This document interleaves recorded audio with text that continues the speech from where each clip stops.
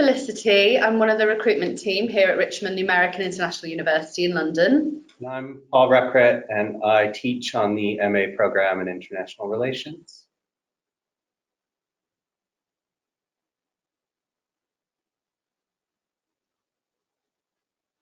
So what we're going to cover today, we're going to have a look at what the International Relations MA can offer you, why you would choose Richmond, the American International University in London, our International Relations programme and the practical details, and then we'll have a chance for a Q&A session at the end. Oh, over to you. So, I mean, one of the things that'll come up quite a bit today is the kinds of careers that students pursuing an MA degree in international relations will end up in. And I think there's generally four areas which the degree prepares you for in particular, and also internships that you would do on the degree, which we'll come to discuss in a moment as well. That would be work in government, whether for US Congress, for instance, or British Parliament or other parliamentary work. It might be work in the global charity sector, so humanitarian aid work, non-governmental organization work, whether in poverty relievement, gender equality, global development, etc., diplomacy and diplomatic work, and finally policy work, which of course might fall into any one of those other categories, working closely with policymakers. So I think those are the four sort of areas, career areas that I think the degree helps prepare students for. Great, thank you. Okay, so I'm going to tell you a little bit about Richmond University itself. So we are the only university in the UK where our students graduate with a British and American degree at the end of it. We'll probably say that a few more times as we go through, just to emphasise how important it is. We are an incredibly internationalised environment. Roughly 80% of our students come from outside the UK. We're very proud to have such a huge range of diversity on campus.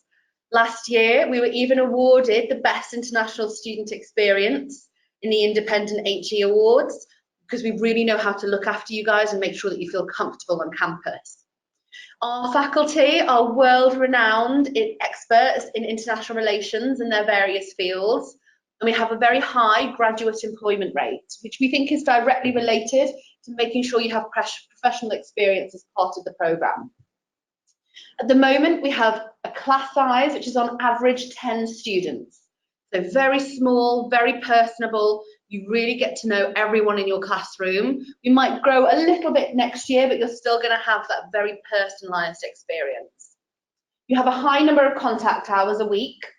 So in direct opposition to British universities, where you're left quite independently and you have very few contact hours, we make sure that you're actually in the classroom learning, interacting with us, getting to know the academics and your peers, or really using London as your classroom. You have a personal academic advisor, so that's a member of the faculty who's going to walk you through every step of your process and make sure that you feel comfortable with everything you're doing, that you're on track to graduate on time. We have an amazing global alumni network in over 140 countries. Again, it comes back to our diversity. Our alumni network are always there to help students as they graduate, to offer jobs, internships, and they love being a really active, excited member of the Richmond community, even if they left us 40 years ago. The MA International Relations is based in our Kensington campus, which is one of London's most desirable neighbourhoods. It's a really beautiful area to live, and even though it's an urban campus, everything is within a 10-minute walk, so it's very, very centralised to you. Obviously, London itself is an incredible city. If you can't find it in London, you're not going to find it anywhere else in the world. It offers everything you can possibly imagine and is consistently voted the best cities to study in from all the other places that you could go. And here on our slideshow, you can see some of the fabulous places that we take you to in London, and we really make the most of the space around us. So the MA program falls under the remit of our School for Communications, Arts and Social Sciences, which is one of the three schools at Richmond. The other is the School of Liberal Arts and Business School. There's a range of other MA programs that are taught in the Communications and Social Sciences School, MA programs in Public Relations, in Visual Cultures, in Curation and Arts Management, a new MA program that's starting in Psychology and Public Relations and Journalism as well. So there's a burgeoning and growing graduate student community in the program. I'm going to spend a few minutes talking about the sort of ethos and the idea behind the program, just to give a better sense of how we're approaching the study of international relations and and this should give a better sense of how the degree program works. And I think one of the themes or one of the ways in which the program has been designed is really to try and bridge the theoretical and the practical, the conceptual. So what you would do thinking conceptually about international relations and bridging that in terms of what we do or what you might do as someone working in a field after your degree or indeed during your degree. One of the sort of anchors of that idea comes in accredited internships, which form part of the MA International Relations. So students have the option as part of their degree to pursue an internship for credit. It's a popular choice. Students will work together with faculty and with the internship office to identify organizations that they want to work with. So the basic idea here is the university will, and indeed faculty, will support students, will help them prepare applications, will help them identify the kinds of organizations they want to work with. The internship office will contact them. And, but of course, it's up to students to still interview and still perform in those internships. Now, the other part of the internship program and bridging the gap between the theoretical and the practical is at the end of the internship, students are asked to write an essay that asks them to think about their internship experience. Say you worked at a charity working with children's poverty in Latin America. You would write an essay looking at how, for instance, you've studied poverty or you've studied the way development NGOs work in terms of poverty alleviation and how that's actually being reflected or maybe not reflected in your real life experience. So asking you to contrast life experience and what you've done in the classroom. The other part of sort of thinking about the theoretical and the practical is that we hope that students will become involved and become members of Richmond's research community. Because we don't run PhD programs, we really see our MA students as members of our research community. That means attending activities of our research center, the Center for the State Power and Globalization. There's a range of workshops, seminars, various activities that students might participate in. Some students even end up working as research assistants or even publishing work together with faculty. And indeed, one of the research seminars we had last year was a student publishing work she'd done with a faculty member on securitizing contemporary Arab cities.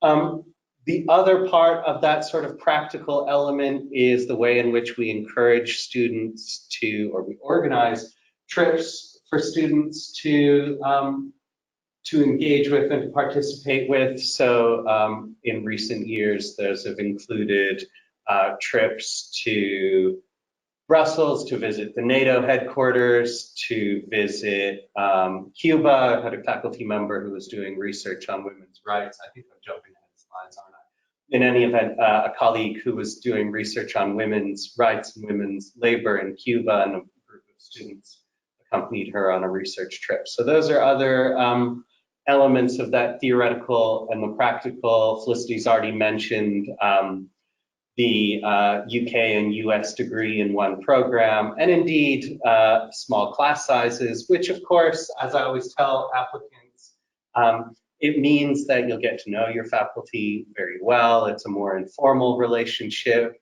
It also means, though, for instance, that there's a lot of scope for you to inform and design classes or classroom activities, to get involved in clubs and societies, or indeed begin new ones. And it does mean that there's a sort of a more personal relationship together with faculty members. In terms of the structure of the program, and here again, you can see that theme, or you will see hopefully that theme of the practical and the theoretical. So if you think about the degree consists of 12 credits, and that means 3 core courses, 3 optional courses, and finally an internship, possibly an internship if you choose to do one, and certainly a dissertation. In terms of core courses, there is a core course in theories and concepts of international relations, which we see as really the sort of fundamental elements, fundamental ways in which we approach examining and understanding the global and the international. A course in global poverty and security challenges, which takes those theoretical and conceptual approaches and applies them to what we see as some of the most urgent and burning issues in international politics and global politics today. And a course in research methods, which is designed to prepare you not only to conduct your own independent research with your dissertation, but again, thinking about research methods in terms of the kinds of practical roles that you might do during and after your degree. So for instance, if you work in the poverty sector, or you work in the conflict management sector, how do you do a project impact assessment? How do you manage a project life cycle? So we're also looking at research methods, not only in purely academic terms, but also in practical terms. Then, of course, you can see a long list of optional courses, courses across particular regional areas, African development politics, Latin American politics, politics of East Asia, Middle East, for example. So there's a range of courses in area studies, a range of courses around development and poverty, gender and development, migration, labor and development, as NGO project management, and then a range of courses on particular issues, diplomacy, conflict and post-conflict studies, human rights, world energy, and of course, students would be asked to choose 3 of them. Now, it's important, and I think it's always important for students to understand that because we're a small university and because we're taking between 10 and 20 students on average per year, we can't run all of those courses unless there's only going to be 1 student in them. So what we ask is that students at the beginning of the semester choose the optional courses that they want to study the following semester. So there's a sort of student-led choice to which optional courses we would teach. And the other thing to keep in mind in terms of theory and practice, and perhaps we can move to the next slide to think about this a little more, is the way in which courses are taught. So assessment of courses will take the form of traditional academic things like essays. We don't ask students to write final exams on the MA program because we just don't think they're very appropriate for graduate study. But so you will be asked to write essays, but you will also, depending on the course you're taking, be asked to conduct forms of work that are specific to the particular practices of the area that you're studying. So for example, if you're studying human rights, of course, it's important to be able to think critically and analytically about theories and concepts of human rights, but it's also important for you to be able to write about human rights in the way that you would if you're working in human rights. So the way in which NGOs report about particular human rights issues, the way in which, for instance, various governing bodies like the UN Human Rights Commission reports on human rights. And you'd be asked to sort of conduct assessment that reflects the particular discipline that you are studying. As we move to the next slide, the other part of that theoretical and practical work is, as I mentioned before, conducting internships. As I said, students will be supported very closely in terms of securing an internship, in terms of the work they do on the internship, but ultimately it is the student's responsibility to interview for the internship and to secure the internship. And we'll be there every step of the way as much as possible, but it is your internship after all. Students, and of course we do have a wide range of organizations that we've been collaborating with and sending students on internships to for a long time. There's an organization, Professors Without Borders, which was actually founded by former faculty and alumni on the International Relations Program, and they are an NGO that seeks to empower people through higher education in parts of the world where maybe access to higher education is especially limited. As far as I'm aware, they're currently most active in sub-Saharan Africa and Southeast Asia. So working with Professors Without Borders is always a very popular choice for an internship, especially because of the close ties that they have with Richmond and also with the International Relations Program and the international scope. A lot of students choose to intern with in government, so whether that's in the US Congress or the House of Commons, or in the international charity and NGO sector, whether that's in Washington, DC, whether that's globally working on the ground in, say, Latin America, or whether that's working in the diplomatic sector in London in particular, which of course is a central sort of node in the global, let's say, democratic industry, for lack of better words. I mentioned our Center for the Study of the State and Power and Globalization, and there you can see a list there of the kinds of activities we might hope and expect that master's students would participate in, a wide range of research around gender and oppression, around human rights, around conflict resolution, security, policing, and people working with faculty and indeed professionals across the range of sub-disciplines and industries related to international relations. And you can also see a sample of some of the books that faculty on the International Relations Program have been published over the last year or two. So again, we really do hope that MA students are especially engaged and involved in the research activities of the Center for the Study of State Power and Globalization. The other side, I've already mentioned this a little bit, the other side of the sort of theoretical and practical experience are the sorts of trips that, that faculty will invite students to accompany them on when they're conducting research, whether that's Cuba, I mentioned earlier, Brussels and NATO headquarters, and the EU headquarters, or the International Criminal Court in The Hague. I'll be taking a group of students to an international symposium at Richmond's Rome campus next week, actually. So there are a lot of exciting opportunities. These aren't sort of guaranteed or part of the curriculum. These are extracurricular activities, and they're more, and they're not sort of promised or guaranteed, but they're more to sort of give you a sense of the advantages of being part of a small program in a small university where these opportunities will come up. Students will be invited to participate in faculty research.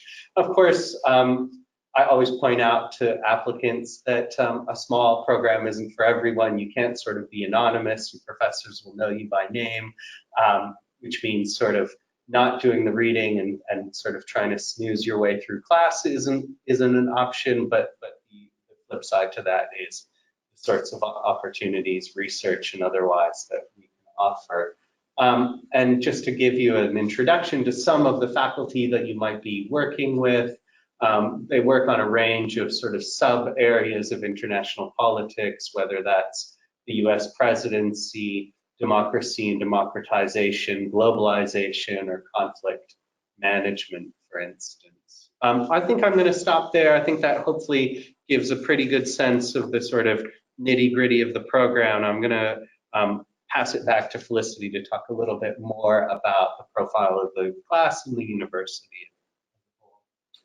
Thank you very much. So in terms of the class profile, a lot of our students come from the US, obviously the UK and the EU, but as I said, there's a huge emphasis on the internationalization at Richmond. We do have over 110 nationalities on this campus, and if you speak to a typical one of our students and ask them where they're from, they usually pause and then tell you a story about all the different countries they've lived in or the languages they speak, where their parents are from. And that's not to say that we don't welcome students who've only lived in one country, who only speak one language. We just want to make sure that you're the kind of student who's going to think globally, who thinks more than just the UK or the US or their home country. We want you to understand and appreciate the importance of internationalisation, which of course works perfectly for this programme as well.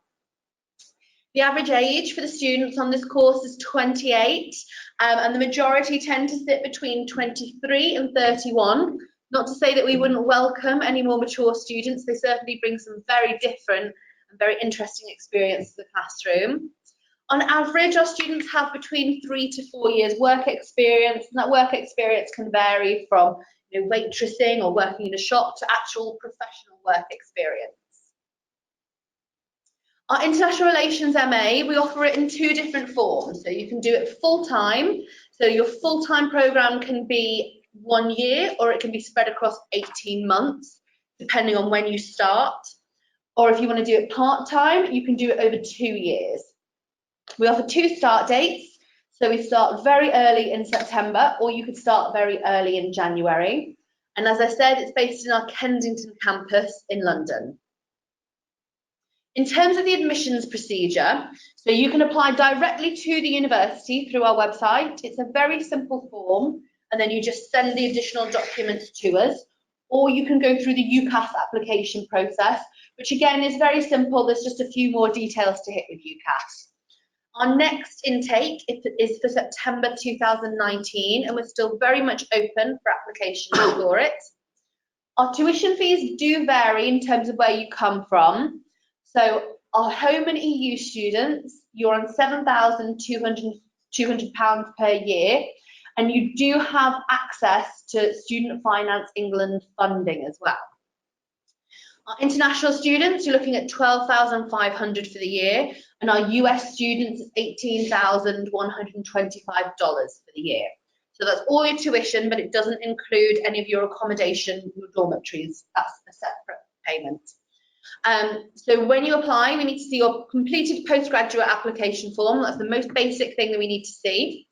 We need to see a personal statement. So in your personal statement or your personal essay, we want to see more about you. So your experience of the subject, your understanding and your reading around the programme, and what do you see yourself doing in the future.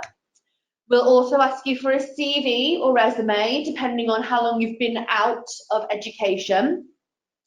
Obviously, we'll need to see proof of your undergraduate degree, and we want to see your transcripts as well. We understand a lot of you are applying for the degree, applying for the master's before you've completed your undergraduate degree. So you just send us what you have from the university, because most universities are going to be able to supply something to you before you've finished. And then depending on where you're from and where you completed your undergraduate degree, we might ask for English language test results. And that can be IELTS, TOEFL, Pearson and Cambridge. We'll give you the specifics of our requirements when you make that application. But the most important thing is the application form, your bachelor's degree, indication of what you're doing, where you've done it, and then your personal statement, and then the rest can come later. Okay, so do we have any questions? Okay, fabulous. Thank you. So we have a beautiful assistant off camera handing us these things. So do we get the internships, or from a student asking, do we get the internships or do you organise them? So as I was saying, we have a long list of specific organizations that we work with across a range of sectors, whether that's diplomacy, whether that's the international charity sector, whether that is working with particular MPs with whom we have a good relationship. So we can suggest a range of internships. Now, a faculty advisor in the internship office would work closely with students to help them identify the types of internships that are most appropriate to them depending on their career goals. We will help students prepare their CV, prepare a cover letter, and help students prepare for an interview. And we would also liaise with the interning organization in some cases, but ultimately it is up to the student to secure the internship. And what I find in my experience, and I mean, I think this goes without saying, but it's students who get thinking about internships early on, who put in more time in identifying organizations that are appropriate to them, to their interests and their goals, are the students who are able to secure an internship the fastest and who are going to be happiest with the kind of internship they secure. So the short answer is that we will support you every step of the way as much as possible, but ultimately the internship is your responsibility. Thank you. And what reading should they do in preparation? Anybody who's interested can always get in touch with us. We have a list of readings that students can do in preparation for the degree, but there's no expectation that you're doing any reading in preparation for the degree. Students are coming into the MA International Relations with a range of backgrounds. Some people will have a bachelor's degree in international relations or in politics. Most won't. Some people will come straight from their undergraduate degree. Others will have several years work experience. And the real objective of that first semester and the expectation of that first semester is that you are coming to international relations for the first time. And so there isn't an expectation that you do have to have done any reading in preparation, but we do have a list for those that are interested to help prepare them, or just some background in terms of getting started and thinking about the kinds of issues that we think are really burning for students of international politics, whether that's causes of warfare, whether that's terrorism or security, whether that's global poverty and inequality. There's a range of sort of issues that we think are important, and we presume that anybody studying international relations thinks are absolutely urgent. We can recommend readings about them. Okay, fabulous. Thank you very much. Thank you for listening.